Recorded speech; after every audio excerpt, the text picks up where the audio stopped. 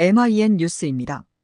2017년 출범한 문재인 정부는 5년 동안 부동산 시장을 안정시키기 위해 25차례나 규제 정책을 내놓았지만 모두 실패했다. 투기 수요를 억제하기 위해 분투했지만 부동산 가격의 급등으로 빚이 발했다. 급기야 사회 전반적으로 비투, 영끌 현상마저 나타나 사회 불안이 가중됐다. 지난 몇 년 동안 금융기관은 늘어난 대출로 호황을 누렸지만 최근 대출 부실에 대한 우려가 제기되고 있다. 미국 연방준비제도가 5월부터 양적 긴축과 함께 기준금리도 0.5%피 인상할 것으로 전망되기 때문이다. 코로나19로 어려워진 가계와 중소기업이 먼저 타격을 입을 것으로 전망된다.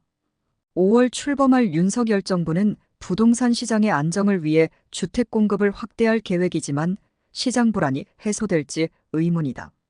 한국주택금융공사의 ESG 경영 현황을 진단하기 위해 홈페이지, 스카이데일리 국가정보전략연구소, 데이터베이스, 국정감사감사원 자료, 각종 제보 등을 참조했다. 글로벌 스탠다드를 지향하며 개발된 8기 생태계 모델을 적용해 주금공의 ESG 경영 현황을 진단해봤다. 주금공은 2021년부터 직무급 제도를 도입해 조직의 효율성을 높이고 있다. 초기에 노조의 반대가 거셌지만 설득했다. 정부는 2021년 3월부터 직무급제를 도입한 공공기관에 경영평가 가산점을 주고 있다.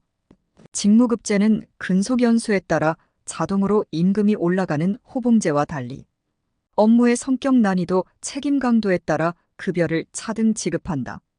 2020년 주금공의 주택저당증권 발행 금액은 총 46조 6천억 원으로 누적 발행 금액은 314조 3천억 원에 달했다.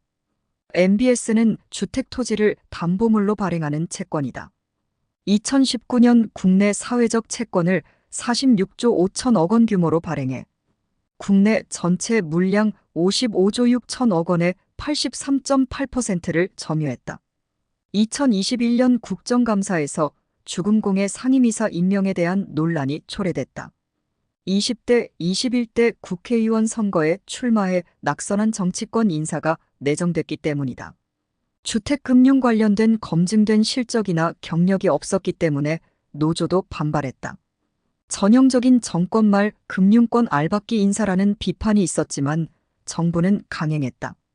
주택도시보증공사에 따르면 2021년 동안 세입자가 임대인에게 돌려받지 못한 전세보증금 사고액은 5,790억 원에 달했다.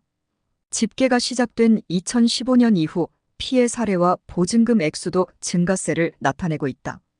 전세금 반환 보증보험은 주금공주택 도시보증공사 SGI 서울보증에서 취급한다. 전세제도의 허점을 노린 부도덕한 갭투자자가 보증시장을 교란하고 있는 셈이다. 주금공은 2021년 싱가포르에 첫 번째 해외 거점을 설립했다. 싱가포르는 정부 주도로 공공주택 정책과 주택금융지원 정책을 수립해 성공한 것으로 평가받고 있기 때문이다. 가계에 부담되지 않는 선에서 내 집 마련이 가능하고 임대 기한은 99년이다.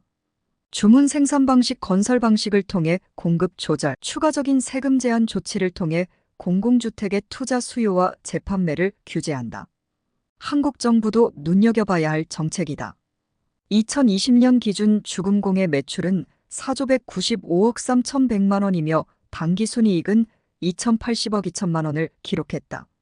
자본금은 2조 116억 원이지만 부채 총계는 149조 8,053억 원에 달한다.